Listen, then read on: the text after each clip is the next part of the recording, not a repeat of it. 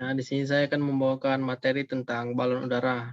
Pertama-tama perkenalkan, nama saya Vivian Muji Manurung, NIT 1903020083. Ya, balon udara. Balon udara memiliki pengertian yaitu sebuah teknologi penerbangan pertama oleh manusia, ditemukan oleh seseorang Montgolfier bersaudara di Anoa'i, Prancis pada tahun 1783.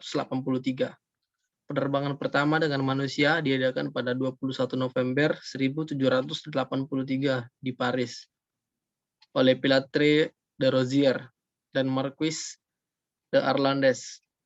Balon udara panas dapat dikendalikan dan bukan hanya di bawah angin yang dikenal dengan airship atau thermal airship. Di sini saya akan menjelaskan komponen balonan udara. Saya mengambil 3 bagian pada balon udara. Yang pertama itu envelope.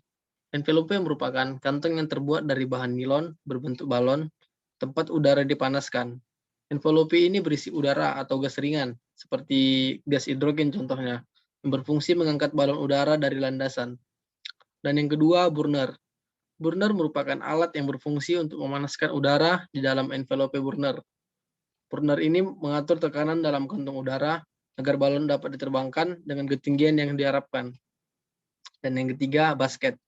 Basket atau keranjang, tempat penumpang mengendalikan balon udara atau penumpang yang menikmati penerbangan balon udara.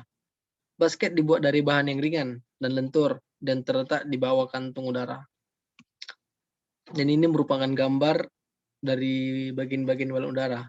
Yang pertama itu ini valve, envelope yaitu bagian kantungnya yang sebelah kanan atas. Setelah itu ada burner, tempat pengapian tadi untuk mengangkat balon udara ke udara. Dan yang terakhir itu basket, tempat penumpang dan pilot dapat untuk mengendalikan balon udara tersebut. Dan ini kita bisa lihat bagian-bagiannya. Setelah itu saya akan menjelaskan cara kerja balon udara. Prinsip kerja pada balon yang diisi dengan udara panas dan balon yang diisi dengan gas ringan pada dasarnya sama, yaitu dengan membuat udara dalam balon lebih ringan dan memiliki massa jenis yang lebih kecil dari udara luar sekitar balon, sehingga balon dapat naik atau terbang. Sesuai dengan prinsip Archimedes, gaya apung yang bekerja pada benda yang dimasukkan dalam fluida sama dengan berat fluida yang dipindahkannya.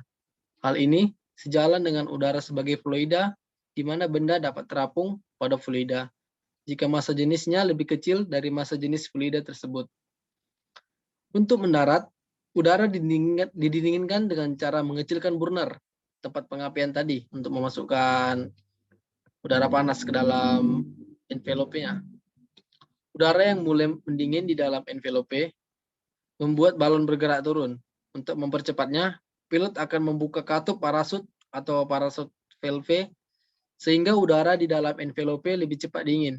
Sedangkan pada balon yang berisi gas ringan, terdapat kantung-kantung pasir yang diikatkan di tepian keranjang. Ketika balon udara ingin terbang tinggi, maka kantung pasir tersebut dapat dibuang di udara. Namun ketika balon udara ingin diturunkan, maka gas pada balon udara dibuang. Karena balon udara hanya bisa naik dan turun, bergerak secara vertikal, terkadang kita berpikir bagaimana cara balon udara berpindah dari satu lokasi ke lokasi yang lain, atau bergerak secara horizontal, lurus ke depan. Pilot memanfaatkan hal ini dapat terjawab dengan cara pilot memanfaatkan hembusan angin untuk bergerak secara horizontal. Karena angin bertiup berbeda arahnya pada setiap ketinggian tertentu, perbedaan arah tiupan angin inilah yang dimanfaatkan oleh pilot untuk mengendalikan balon udara dari satu lokasi ke lokasi yang diinginkan atau ke lokasi lainnya. Dan yang terakhir itu tipe-tipe balon udara. Tipe-tipe balon udara ini saya merangkum dalam 2 bagian.